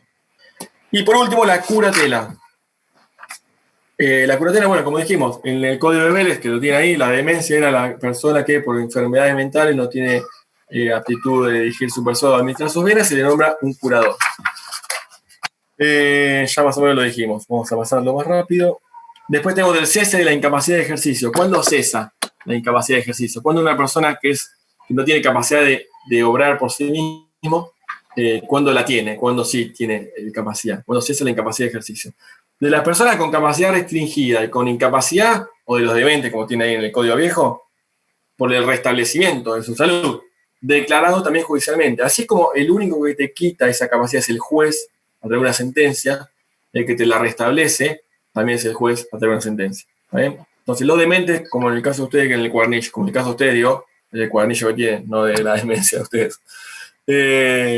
Y hoy con el nuevo código, las personas con capacidad restringida o con personas con incapacidad, así como hay que declararla a través de una sentencia, el restablecimiento también es a través de una sentencia. Después, de los menores, estamos viendo cuándo se restablece la capacidad. De los menores, bueno, en su mayoría de edad, como dijimos hoy, a partir de los 18 años. Si bien a los 16, por ejemplo, les aclara acá el nuevo cuadernillo que estamos armando, de los 16 pueden votar lo que fuere, pero bueno, en principio 18 años para ser pleno, para tener plena capacidad de ejercicio. Y después tenemos el concepto de la emancipación, que es cuando el menor puede adquirir la capacidad de ejercicio, o de hecho, antes de cumplir la mayoría de edad. Por ejemplo, por matrimonio, la emancipación por matrimonio. Que cuando el menor de edad contrae matrimonio, se emancipa y adquiere esa plena capacidad, esa plena, no tan plena porque tiene algunas limitaciones, pero en principio adquiere capacidad de ejercicio. ¿Cuándo se puede contraer matrimonio? Cuando es a partir de los 18 años, ya está, son mayor. A partir de los 16 puedes contraer matrimonio con autorización de los padres, es decir, de quienes ejercen la responsabilidad parental, y menos de los 16, antes de los 16 años puedes obtener el permiso a través de un juez. Entonces, a partir de los 16, te dan permiso los padres y te puedes casar, y antes de los 16, a través de un permiso del juez. Y adquieren la plena capacidad de ejercicio, salvo en los casos puntuales que el código establece. Por ejemplo, no tiene ahí el código nuevo, por ejemplo, un menor de edad, aún emancipado, no puede donar un inmueble que recibió título gratuito. Tiene 16, está casado, o sea que está emancipado, tiene capacidad de ejercicio, alguien le donó un inmueble, él no puede donarlo. Ni siquiera con autorización judicial, ni siquiera. Y un inmueble, por ejemplo, que a él le donaron, que recibió por donación, puede venderlo, pero con autorización judicial. Entonces tampoco tiene tanta capacidad, tiene algunas restricciones. Pero en principio queda bastante liberado a lo que es su capacidad de obrar, de ejercicio, de hecho. Y después, bueno, ahí tiene en la parte del cuadernillo los inhabilitados. Me menciona que estaban en el viejo artículo 152 bis, que no, si me falla la memoria, que eran tres tipos de personas. Hoy no está eso. Tres tipos de personas. Las personas que por causa de embriaguez habitual o de los toxicómanos, de uso de estupefacientes, no pueden dirigir su persona o administrar sus bienes. Los pródigos, que hoy dijimos, son las personas que dilapidan su patrimonio, los adictos al juego, que dilapidan su patrimonio y ponen en riesgo el patrimonio familiar e individual. Y las personas que, sin llegar a ser dementes, según el Código Viejo, tienen alguna enfermedad mental que, sin llegar a la demencia, pueden dificultar la dirección de su persona o la administración de sus bienes.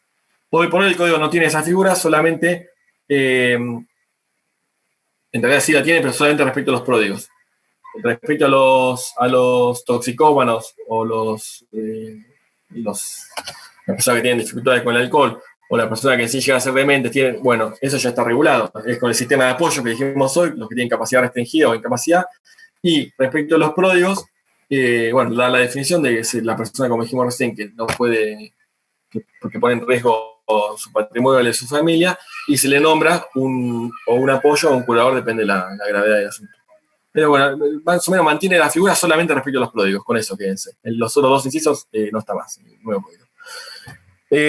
Bueno, y para la segunda parte de esto vamos a tratar de ir más rápido, si no se nos va mucho la clase, por eso tengo que empezar antes de la próxima. Hasta acá dijimos personas humanas. En esta segunda parte, bueno, igual le habla bastante a usted, porque la vamos a ver muy por arriba, así no nos demoramos mucho más. Personas jurídicas, como dijimos, acá está el nene queriendo entrar. Personas jurídicas, la definición del viejo código, el que tienen ustedes en el cuadernillo, la da por descarte. Todo ente susceptible de adquirir derechos y contraer obligaciones que no sea una persona de existencia física es una persona jurídica. Bueno, hoy por hoy. Te quería hacer una consulta. Sí. No, estábamos hablando de los atributos hasta ahora, ¿no? ¿Nos faltaba lo de patrimonio? Nos falta. Bien, muy bien, Javier. El patrimonio lo vamos a ver en la clase que viene, porque está dentro de lo que es la orilla del objeto, la unidad del objeto. Bien. Okay. Dijimos nombre, estado civil, domicilio, capacidad y falta de patrimonio. Bien, que lo vamos a ver la próxima clase, que es la unidad 4, que es el objeto de la relación jurídica, que ahí vemos todo lo que es el concepto de patrimonio, de qué está compuesto, de bienes y cosas, las características. Bueno, lo vemos en la próxima unidad. Por eso no lo damos ahora. Pero bien la aclaración, la pregunta. Persona jurídica. Hoy por hoy, a diferencia del código anterior, el código da una definición mucho más certera. Dice que son personas jurídicas todos los entes a los cuales el ordenamiento jurídico le da la posibilidad de adquirir derechos y contraer obligaciones y de establecer relaciones jurídicas para el cumplimiento de su objeto y de su finalidad. Para desarrollar su objeto y el cumplimiento de su fin, de su finalidad para el cual fue creada la persona jurídica. Es una definición mucho más concreta, no por descarte como era en el código anterior. Lo que tenemos que tener en claro acá, una persona jurídica, que en principio, salvo algunos casos, pero en principio la persona jurídica forma una persona totalmente distinta a las personas físicas y humanas que la integran. ¿Se entiende? Son dos cosas distintas. Si yo no me los que tenemos las cámaras, después no la aprenden más las cámaras, pongo los ejemplos siempre con la misma persona. Tengo a Lourdes, a Santiago y a Augusto, y hacemos una sociedad y creamos, y se va a llamar, Cuarentena SRL, la sociedad para vender artículos de delivery, lo que fuere. Esa persona jurídica va a ser una persona, sobre todo con un patrimonio distinta, totalmente distinta a nuestras personas, porque no solo la integremos, ¿entiende? Y eso va a llevar efectos prácticos sumamente importantes para los cuales precisamente se inventó esta figura de la persona jurídica, ¿no? En cuanto a responsabilidad, por ejemplo. Cualquier responsabilidad que uno tenga económica, responde la persona jurídica. No se va sobre el patrimonio de José Luis Servín o sobre el patrimonio de Lourdes Di Santo, ¿está bien? Sino sobre el patrimonio de la persona jurídica, que es una persona independiente a la de las personas físicas que la integran. ¿Se entiende esto? Es el concepto básico de las personas jurídicas. Salvo excepciones.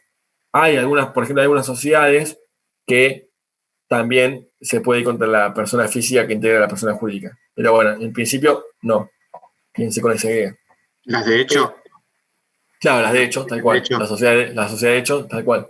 Son solidariamente responsables la persona jurídica y las personas físicas que la integran, tal cual.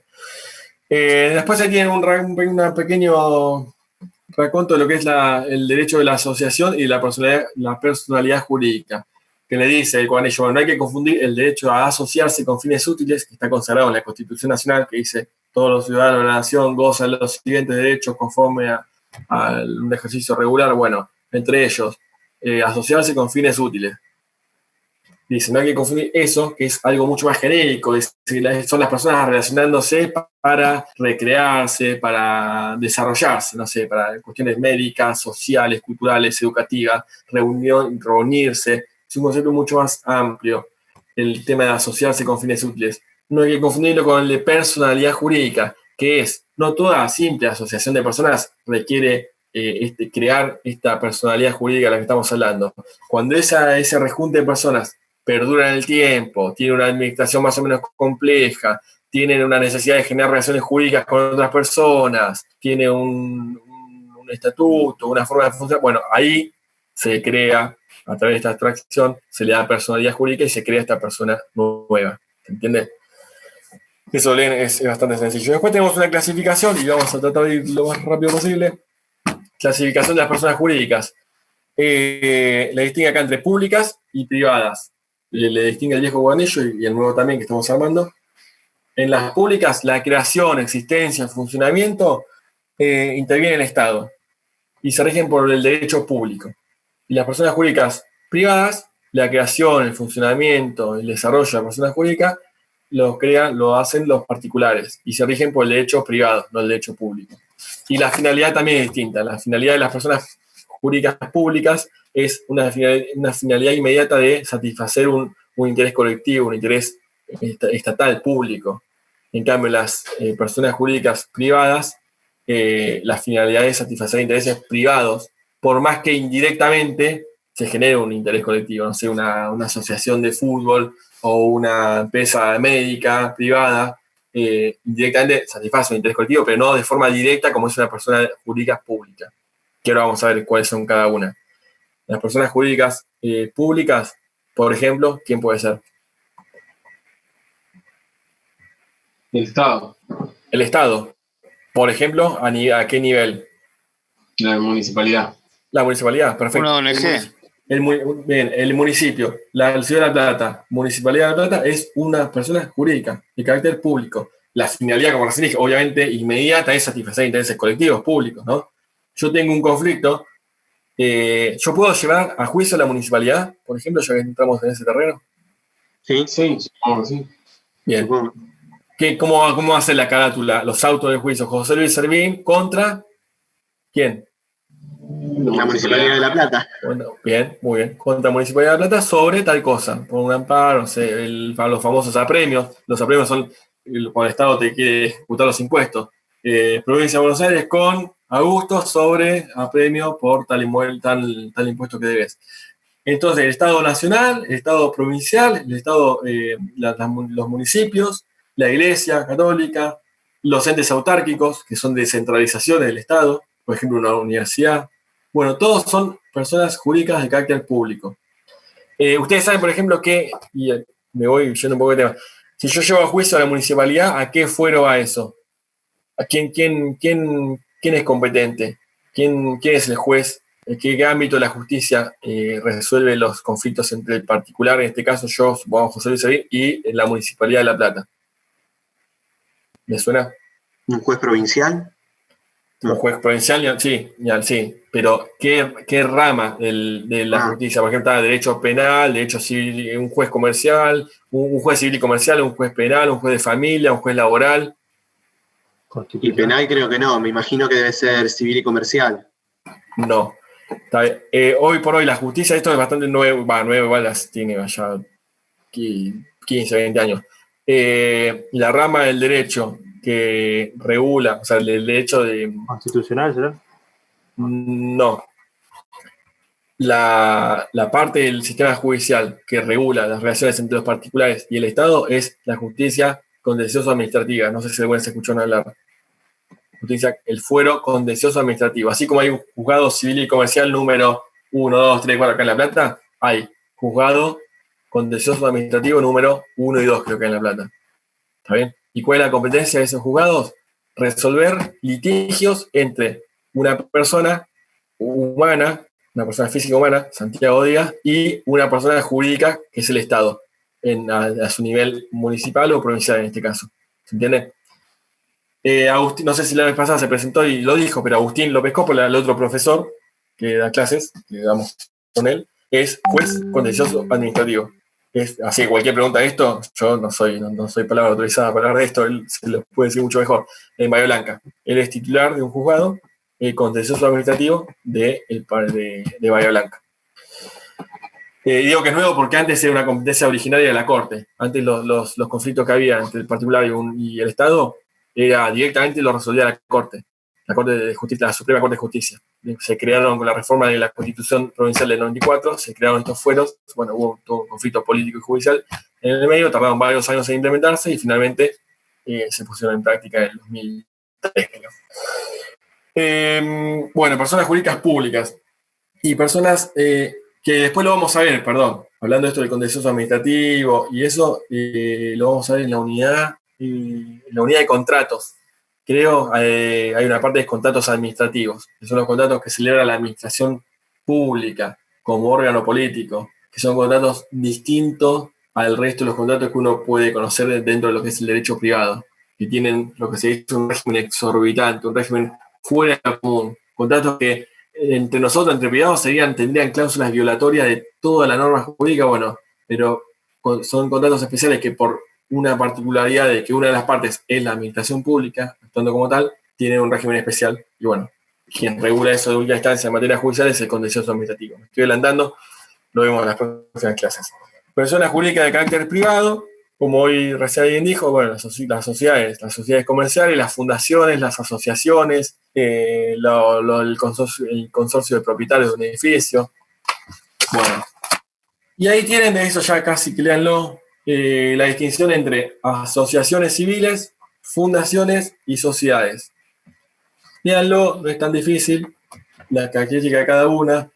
Las asociaciones civiles, se tienen que constituir entre 2 o más personas, para realizar determinada actividad que no persiga un fin de lucro inmediato, por lo menos, que necesitan autorización estatal para funcionar, tienen socios que las administran.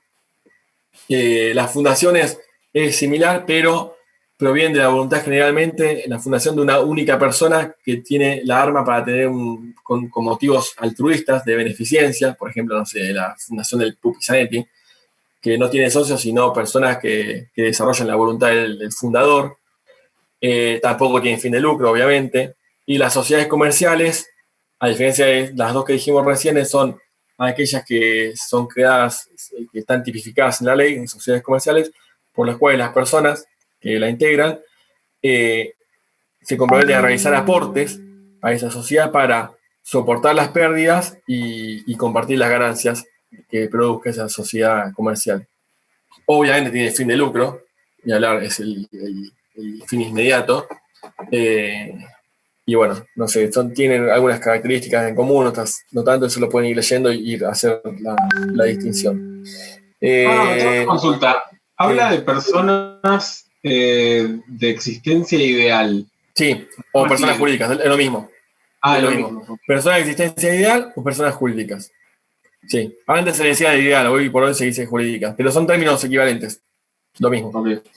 Entonces, bueno, asociaciones civiles, fundaciones, sociedades, más o menos con esas cositas que más o menos mencioné, pero lo leen, no van a tener inconveniente.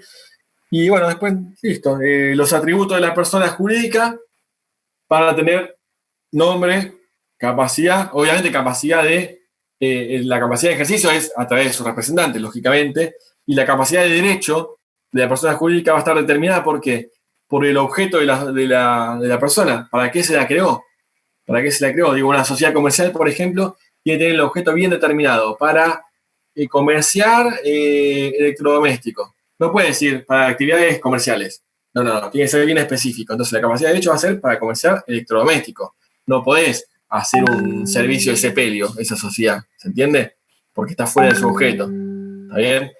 Entonces, personas jurídicas, nombre, capacidad, domicilio y patrimonio. El que no van a tener, lógicamente, es el estado civil, porque es propio, como dijimos, de las personas físicas o humanas, o de existencia visible. Eso también son sinónimos.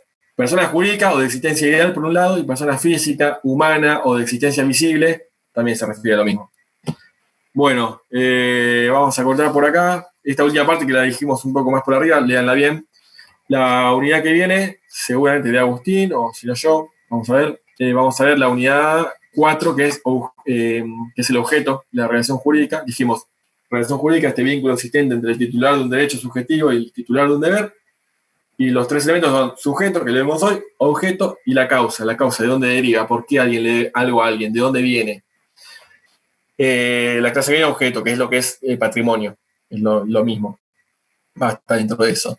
Por favor, si pueden, ganen tiempo y lean esta unidad antes de la clase, así más o menos nos vamos poniendo más, se va haciendo más llevadera la clase. ¿Alguien tiene alguna duda hasta acá? No, si no habilitan el micrófono me dicen. Acuérdense entonces, clase que viene 20:30, ¿está bien? Ya fijamos ese horario, 20:30. Bueno, gracias por su atención y nos vemos la próxima, ¿vale? Que sigan bien. Hasta luego, hasta pronto. Cuídense, nos vemos. Chao, chao. Chao, chao. Hasta luego. Esto no sé ni cómo cerrar, ahora que lo. Chao. Acá, fin de.